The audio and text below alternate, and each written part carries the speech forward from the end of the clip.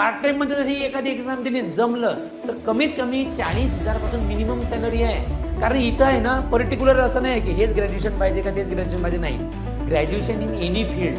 पण किती जणांना माहिती आहे की अंडर ग्रॅज्युएट ज्या एक्झाम आहेत त्यांच्यासाठी पण सेंट्रल गव्हर्नमेंटच्या एक्झाम असतात. स्टाफ सिलेक्शन कमिशन हे ज्या एक्झाम आहेत या डिपार्टमेंट थ्रू कमीत कमी 20 डिपार्टमेंटमध्ये एक्झाम होतात. महाराष्ट्राची जर गोष्ट घेतली जसं आपण PSI वगैरे म्हणतो तसं एक GD नावाची पोस्ट असते दिल्ली पोलीसमध्ये. वयाच्या 18 वर्षी जर तू एखादा सेंट्रल गव्हर्नमेंटचा जॉब घेतला, विचार करा 60 वर्षापर्यंत तुम्हाला जॉब करायचा, तुम्ही हायएस्ट लेवलवरती पोझिशन घेऊ शकता.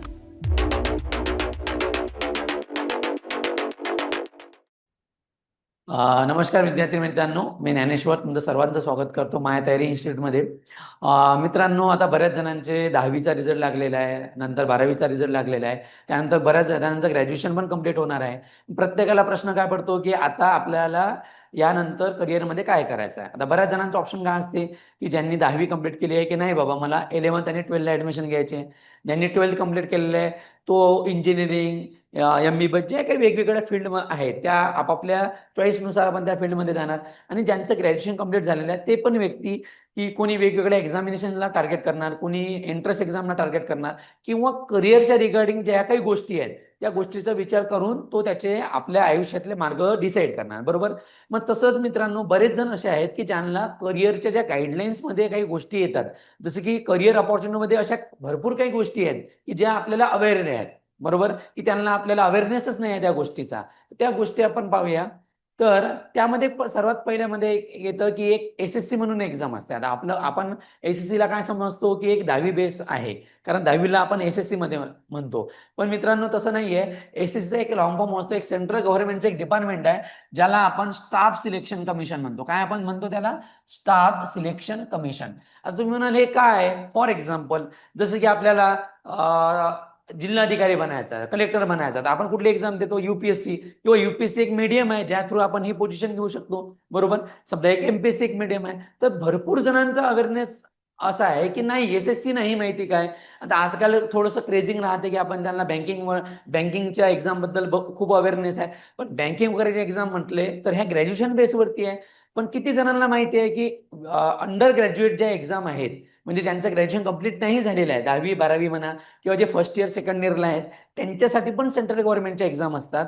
त्या कशाच्या थ्रू होतात त्याबद्दल आपण आज माहिती जाणून घेऊया. बघा मित्रांनो, एक SSC एक डिपार्टमेंट असते जे होम अफेअर्स डिपार्टमेंट आहे, जसं आपण गृह मंत्रालय म्हणतो त्याला, त्याच्या अंडरमधलं एक डिपार्टमेंट आहे. त्याला म्हणतो आपण स्टाफ सिलेक्शन कमिशन.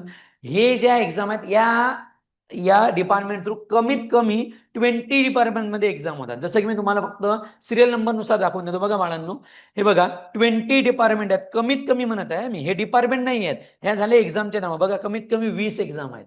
ओके. आणि यामध्ये असे 30 ते 35 डिपार्टमेंट असतात प्रत्येक ह्याच्यामध्ये, वेगवेगळ्या ह्याच्यामध्ये. मग तुम्ही म्हणाल याच्यासाठी इलिजिबिलिटी क्रायटेरिया काय असतो काय नाहीये. बघा एका वर्षामध्ये म्हणजे आता आजच्या घडीला आजपासून समजा की मे महिन्यापासून येणाऱ्या फेब्रुवारी महिन्यापर्यंत, म्हणजे फेब्रुवारी 2026 पर्यंत कोणकोणत्या सेंट्रल गव्हर्नमेंटच्या एक्झाम होतील त्याचं कॅलेंडर ऑलरेडी आलेलं आहे, गव्हर्नमेंटने पब्लिश केलं आहे. म्हणजे SSCने कॅलेंडर ऑलरेडी दिलेलं आहे की कुठल्या दिवसाला नोटिफिकेशन येईल त्या एक्झामचं, कुठल्या दिवसा म्हणजे शेवटची तारीख कुठला तारीख असेल अप्लाय करायची, आणि एक्झाम कोणत्या डेट लावणार हे ऑलरेडी माहिती आहे. मुलांचं कसं होतं की नाही, नोटिफिकेशन आल्यावरती माहिती पडेल की अरे यार ही काहीतरी नोटिफिकेशन आहे, आपण याला अप्लाय करू शकतो. पण ऑलरेडी आपल्याला माहित आहे की त्या टाटामधला मेनू काय आहे. मग आपण ऑलरेडी म्हणजे आपण त्याला तयार राहू शकतो की आपल्याला काय करायचं. आता बघा मित्रांनो, असे भरपूर काही एक्झाम आहेत. यामध्ये काही एक्झाम अशा असतात ज्या टेक्निकल लेवलवरती असतात, जसे की इंजिनिअरिंग ज्यांचं झालेलं आहे त्याचं इंजिनिअरिंगवाल्यांसाठी एक्झाम असतात, ज्यांचं स्टेनो झालेलं आहे त्याचं स्टेनोसाठी एक्झाम असतात. देन आपल्या इकडे जसं आपण महाराष्ट्राची जर गोष्ट घेतली, जसं आपण PSI वगैरे म्हणतो, तसं एक GD नावाची पोस्ट असते दिल्ली पोलीसमध्ये. ओके. ती PSI लेवलची पोस्ट आहे, त्या GDच्या एक्झाम होतात. ह्या काही 1 आणि 2 आणि 500 जागा नसतात, याच्या डायरेक्ट 30, 40, 50 हजाराच्या जागा असतात. तर अशा वेगवेगळ्या एक्झाम आहेत. आपण मेनली फोकस करूया ज्या मुलं ज्याला फोकस करतात. बघा बाळांनो, की पहिली जी एक्झाम आहे हे डिपार्टमेंटल एक्झाम आहे दिलेली, म्हणजे डिपार्टमेंटमध्ये त्यांच्या डिपार्टमेंटल म्हणजे ऑलरेडी जे SSC मध्ये वर्किंग करत आहेत त्यांच्या लोकांसाठी डिपार्टमेंटल एक्झाम आहे. मेन टार्गेटेड एक्झाम आपण बघूया. बघा वेगवेगळ्या पोस्टच्या एक्झाम आहे. बघा सिलेक्शन पोस्ट फेज 13 नावाची एक्झाम आहे. याचं हे नोटिफिकेशन किती तारखेला येईल? आता 2 जूनला याचं नोटिफिकेशन येईल, 23 जून शेवटची तारीख असेल आणि 24 जुलै ते 4 ऑगस्ट मध्ये तुमची एक्झाम होणार. ओके, 24 जुलै पासून.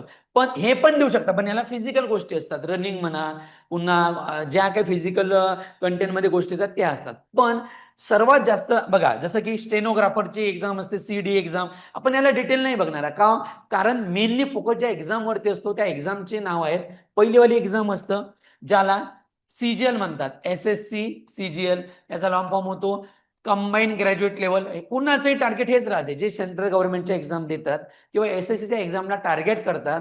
कारण इथं आहे ना, पर्टिक्युलर असं नाही की हेच ग्रॅज्युएशन पाहिजे का तेच ग्रॅज्युएशन पाहिजे, नाही. ग्रॅज्युएशन इन एनी फील्ड, कुठल्याही ग्रॅज्युएशन मध्ये, इव्हन तो तुम्ही ओपन युनिव्हर्सिटी मधून जरी ग्रॅज्युएशन केलंय तरी तुम्ही इलिजिबल आहात या पोस्टसाठी. डन. देन दुसरीवाली असते एक SSC MTS नावाची एक्झाम, मल्टीटास्किंग स्टाफ. आणि तिसरीवाली एक असते SSC CHSL. आपण या 3 एक्झामला टार्गेट करू. अंदाजे आता मागच्या काही वर्षानंतर, काही वर्ष आधीचा ट्रेंड जर बघितला ना, तिन्ही एक्झाम मिळून नाही जरी म्हटलं ना, मिनिमम म्हणत आहे मी, मिनिमम 50-60 हजार जागा कुठंच नाही गेल्या मागच्या काही प्रिव्हियस वर्षाचा विचार केला तर. मग एवढ्या एक्झाम जर सेंट्रल गव्हर्नमेंटला असतात, काही ग्रॅज्युएशन बेस, एनी ग्रॅज्युएशन, काही अंडर ग्रॅज्युएट ज्यांची 10वी-12वी झाली आहे त्यांच्यासाठी पण आहे. स्वतःला विचारा, हा व्हिडिओ बघताना तुम्ही तुमच्या रिलेटिव्ह मध्ये जो कोणी असेल ज्यांनी 10वी पास केली, 12वी पास केली, त्यांना विचारा, अरे बाळा तुला हे माहिती होतं का या फील्ड बद्दल? नाही माहिती. म्हणून आपण मागे पडतो. म्हणून सेंट्रल गव्हर्नमेंटमध्ये भरपूर असे डिपार्टमेंट आहे ज्यामध्ये आपण महाराष्ट्राचे मुलं नाही आहेत. का नाही आहेत? कारण हा अवेअरनेस नाही आहे. आपलं एक फंडा काय झालेला आहे, 10वी झाल्यावर नाही 12वीच करायची. तुमचं टार्गेट आहे 10वी झाल्यावर 12वीच करा. पण पार्ट टाइम मध्ये जर ही एखादी एक्झाम दिली, जमलं तर कमीत कमी 40,000 पासून मिनिमम सॅलरी आहे. 40,000 पासून तुम्ही ग्रॅज्युएशन कंप्लीट केल्यावर जर एखाद्या जॉबवर लागता, तिथं पण तुम्हाला 30-35 हजार रुपये सॅलरी भेटेल. सांगायचं तात्पर्य हे आहे की अवेअरनेस ठेवायला पाहिजे. मग आपण त्याबद्दल जाणून घेऊया की त्याचं नोटिफिकेशन कधी येणार, त्याची एक्झाम कधी असणार. बघा बाळांनो, सर्वात जास्त टार्गेटेड एक्झाम असतात त्या CGL, MTS आणि CHSL. पहिली एक्झाम आहे SSC CGL नावाची. त्या एक्झाम बद्दल आपण थोडी बहुत माहिती बघूया. बघा मित्रांनो, पहिली ही जी CGL ची एक्झाम आहे, ही एक्झाम याचं नोटिफिकेशन येणार आहे मित्रांनो. बघा बघा, कंबाईन ग्रॅज्युएट लेवल, खूप ड्रीम आहे. आता आपण याला जेव्हा याचं नोटिफिकेशन येईल तेव्हा खूप डिटेलमध्ये या गोष्टी बघूया की कोणकोणते डिपार्टमेंट असतात. पण थोडंसं तुम्हाला टचअप करून देतो. तुम्ही नार्कोटिक्स कंट्रोल ब्युरो डिपार्टमेंट ऐकला असेल, तुम्ही एक्सटर्नल अफेअरमेंट डिपार्टमेंट ऐकलं असेल, तुम्ही नार्कोटिक कंट्रोल म्हणजे NCB जसं आपण म्हणतो त्याला, नंतर तुम्ही IT डिपार्टमेंट ऐकलं असेल, तुम्ही ED डिपार्टमेंट ऐकलं असेल, असे भरपूर, तुम्ही CBI डिपार्टमेंट ऐकलं असेल. तर याच्यासाठी UPSC करणं गरजेचं नाहीये. तुम्ही या डिपार्टमेंट थ्रू मध्ये पण, या एक्झाम थ्रू पण तुम्ही त्या डिपार्टमेंटमध्ये जाऊ शकता. बरोबर, त्याच्या पोझिशन असतात, पोझिशन वाईज तुम्हाला तुम्हाला तिथे जॉब भेटू शकतो. ओके, तसं हे CGL डिपार्टमेंट आहे कंबाईन ग्रॅज्युएट लेवल. याला ग्रॅज्युएशन केलेलं पाहिजे कोणत्याही फील्डमध्ये, मार्काचं घेणं देणं नाही. तुम्ही 35% जरी असले तुम्हाला तरी तुम्ही इलिजिबल आहात. ओके, याचं नोटिफिकेशन मित्रांनो बघा 9 जूनला येणार आहे. बघा 9 जून म्हणजे येणाऱ्या आता 2 वीक मध्ये तुम्हाला याचं नोटिफिकेशन दिसेल. आणि याची अप्लाय करायची शेवटची तारीख आहे बघा 4 जुलै. हे हायलाइट असू द्या, 9 जूनला नोटिफिकेशन, 4 जुलैला शेवटची तारीख. आणि एक्झाम डेट पण ना माहिती आहे आपल्याला, 13 ऑगस्ट पासून 30 ऑगस्ट पर्यंत एक्झाम होईल. म्हणजे 13 ते 30 ऑगस्ट नाही म्हटलं तरी किती, जवळपास 2 वीक झाले. मग तुम्ही म्हणाल एवढं का, कारण एवढे जण या एक्झामला अप्लाय करणारे असतात. तुमच्या मनामध्ये पुन्हा एक प्रश्न असेल की नाही यार याला फीज लागेल, तर याला जर फीज लागेल तर याला कोणत्याही, तुम्ही कोणत्याही कास्टचे मुलं असा, फिमेलला फीज नाही आहे. SC ST कॅटेगरीला फीज ऑलरेडी नसते. ओपन कॅटेगरीच्या मेल मेंबरला पण 100 रुपये फी आहे. 100 रुपये तर आपण सहज नाश्त्यामध्ये, सहज आहे की नाश्ता करायला गेलो तर आपण नाश्ता करतो 100 रुपयाचा. मग स्वतःला मनाला प्रश्न विचारा की नाही नाही, सेंट्रल गव्हर्नमेंटची एक्झाम जर आपण 100 रुपयात देऊ शकतो तर आपल्यात तेवढी धम्म कसाला पाहिजे.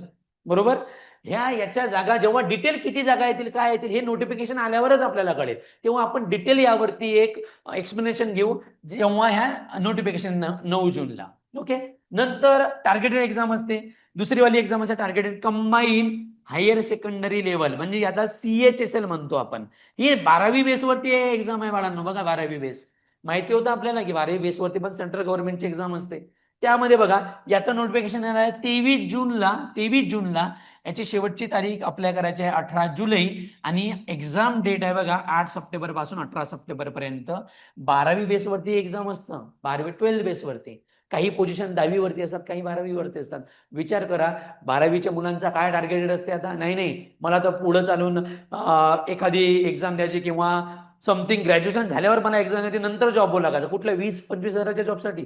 ही जर इथं तुम्हाला 45,000 रुपयाचा जॉब जर 12वी बेसवरती भेटत असेल आणि एकच एक्झाम, एक एक्झाम, 2 एक्झाम दिल्यावर इंटरव्ह्यू नाही आहे, काही नाही, काहीच नाहीये, तरी पण का आपण मागे कुठे पडलो? अवेअरनेस नाही. आपल्या आई वडिलांचा किंवा आपण म्हणतो ना पालकधारी जे मंडळी असतात त्यांना गोष्टी नाही माहिती. त्यांना फक्त एकच क्रेज माहिती आहे, 10वी झाल्यावर सायन्स घ्यायचं, सायन्स नंतर कॉमर्स नाही तर आर्ट, नंतर फ्युचरचे प्लॅन. त्याआधी विचार करा ना, तुम्ही वयाच्या जर 18व्या वर्षी सेंट्रल गव्हर्नमेंट, मी 12वीच्या मुलाची गोष्ट करत आहे, वयाच्या 18व्या वर्षी जर तू एखाद्या सेंट्रल गव्हर्नमेंटचा जॉब घेतला, विचार करा 60 वर्षापर्यंत तुम्हाला जॉब करायचा, तुम्ही हायएस्ट लेवलवरती पोझिशन घेऊ शकता. पण आपल्याला त्याचं नाही माहिती. आपल्याला ह्या गोष्टी 23, 24, 25 वर्षाच्या झाल्यावर माहित पडते. तोपर्यंत तुमचा 7 वर्षाचा एक्सपिरियन्स असतो मित्रांनो. डन. बघा, आणि तिसरी शेवटची टार्गेटेड एक्झाम असते मल्टीटास्किंग. ही तर 10वी बेसवर आहे, फक्त 10वी पास म्हणजे 10वी बेसवरती एक्झाम आहे. याचं पण नोटिफिकेशन 26 जूनला येणार. बघा, लगातार 9 जून, 23 जून, 26 जून, याची अप्लाय करायची तारीख 24 जुलै आणि एक्झाम 20 सप्टेंबर पासून ऑक्टोबर. थोडा विचार करा, 13 ऑगस्ट पासून एक्झाम चालू होईल तर 24 ऑक्टोबर, जवळपास 3 महिने तुम्ही एंगेज आहेत. 3 महिने. यापैकी एकच एक्झाम पकडू आपण, ही एक एक्झाम, ही एक, हे एक, 3 एक्झाम पैकी एवढ्यात 1000 जागामधल्या अंदाज पकडा 40-50 जागा, यामधली एक जागा पाहिजे आपल्याला, संपला विषय. डन. एवढं टार्गेट असायला पाहिजे. हे ऑलरेडी डेट माहिती आहे, तर हे जेवढं स्प्रेड करता येईल हा व्हिडिओ तेवढा स्प्रेड करा. तुमचे रिलेटिव्ह, मित्र, मैत्रिणी सगळ्यांना सांगा, सगळ्यांना अप्लाय करायला लावा.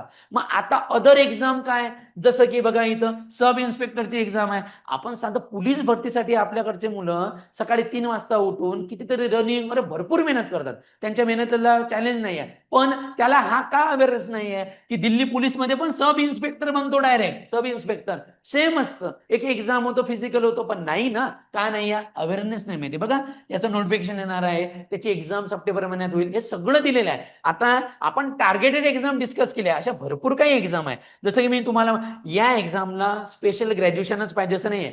ग्रॅज्युएशन इन फील्ड 10वी, 12वी आणि 10वी पुढच्या काही एक्झाम आहेत. बघा, फक्त तुम्हाला दाखवून देतो. बघा मित्रांनो, काही एक्झाम कोणाचं इंजिनिअरिंग झालेलं असेल, त्या इंजिनिअरिंगसाठी त्या एक्झाम असतील, बरोबर. बघा, काही एक्झाम ह्या स्टेनोसाठी असतात. आता जसं की काही एक्झाम स्टेनोसाठी असतात, बघा काय, जसं की त्या एक्झामचे नावं पण आपण पाहूया. नेसेसरी नसतं आपल्याला की प्रत्येक एक्झाम द्यायचे, पण मी जे टार्गेटेड एक्झाम आहे त्या एक्झाम सांगितल्या. बघा, कॉन्स्टेबल नावाची एक पोस्ट असते, बघा, ज्युनियर इंजिनियर म्हणून पोस्ट असते. त्यामध्ये सिव्हिल, मेकॅनिकल, इलेक्ट्रिकल या टेक्निकल एक्झाम झाल्या, याला पर्टिक्युलर इंजिनिअरिंग झालेली पाहिजे. आपण याचा विचार पण नाही करू. नंतर काही एक्झाम बघा, कॉन्स्टेबलसाठी पोलीस एक्झाम, यांना फिजिकल जास्त राहते. नंतर बघा, हेड कॉन्स्टेबलच्या एक्झाम, ह्या भरपूर वेगवेगळ्या डिपार्टमेंटल सगळ्यांसाठी एक्झाम आहे. आणि एक बघा, तुम्हाला एक स्टेनोची एक्झाम मी ऑलरेडी पहिले दाखवली. स्टेनो म्हणजे तुमचं जर टायपिंग आणि स्टेनोग्राफर जर तुमचं झालेलं असेल, स्पेशल एक्झाम त्याला असतं. विचार करा, आपण यांचा विचार जरी सोडून दिला, मी फक्त तुम्हाला 3 एक्झामसाठी जरी विनंती केली की नाही बाळांनो, ह्या 3 एक्झाम टार्गेटेड ठेवा. कुठली? सीजीएल नावाची एक्झाम, दुसरी वेळी कुठली? सीएचएसएल नावाची एक्झाम, आणि तिसरी वेळी कोणती? एमटीएस. ह्या 3 एक्झाम तुम्हाला अंदाजे तरी सांगतो 50,000 जागापैकी तुम्हाला कमीत कमी एक जागा घ्यायची आहे फक्त. हे तुम्ही करू शकता.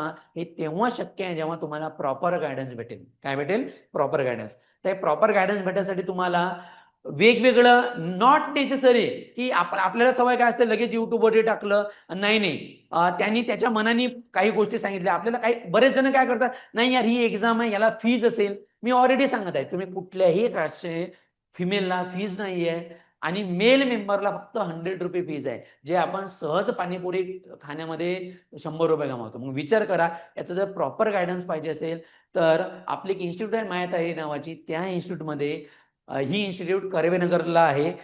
या इन्स्टिट्यूटमध्ये फ्री, तुम्हाला असं नाही आहे सर की फ्री ऑफ कॉस्ट मध्ये प्रॉपर गायडन्स भेटेल तुम्हाला, बरोबर. तुम्ही तुमचे डाऊट क्लिअर करण्यासाठी आहे, नॉट नेसेसरी की नाही नाही तुम्हाला कोचिंग लावायचे आहे. आपले मराठी मुलं समोर जायला पाहिजे, आपले मुलांनी प्रत्येक डिपार्टमेंटमध्ये असायला पाहिजे. तोच आपला गर्व असेल, तोच आपला अभिमान असेल. म्हणून एक अवेअरनेस म्हणून फक्त माहिती काढण्यासाठी या की सर आम्ही इलिजिबल आहोत की नाही आहोत. डिटेल गायडन्स तुम्हाला फ्री ऑफ कॉस्ट आमच्या इन्स्टिट्यूटमध्ये भेटेल. आणि त्याच्या रिगार्डिंग जर तुम्हाला काही इंटरेस्ट आला, तुम्ही काही डेमो वगैरे घेऊन तुम्हाला जर वाटलं की नाही यार एकदम कमी तुम्हाला परवडेल अशा फीज मध्ये प्रॉपर रिजनल लँग्वेज मध्ये म्हणा, तुम्हाला व्यवस्थित गायडन्स भेटेल, तसं कोचिंग भेटेल. जर तुम्हाला डिटेल याबद्दल माहिती पाहिजे तर खाली तुम्हाला नंबर दिलेला आहे, या नंबरवरती कॉल करा. या नंबरवरती तुम्हाला गायडन्स भेटेल. शक्य होत असेल तर फिजिकली व्हिजिट करा. तुम्हाला प्रॉपर कंडिशन वाईज ज्या काही तुमचे डाऊट असतील ते डाऊट क्लिअर करण्यात येतील. आय होप तुम्हाला या व्हिडिओच्या माध्यमातून थोडं बहुत तरी अवेअरनेस झाला असेल. डिटेल माहितीसाठी अशी आशा करतो की तुम्ही एकदा नक्की आमच्या इन्स्टिट्यूटला व्हिजिट कराल. धन्यवाद मित्रांनो.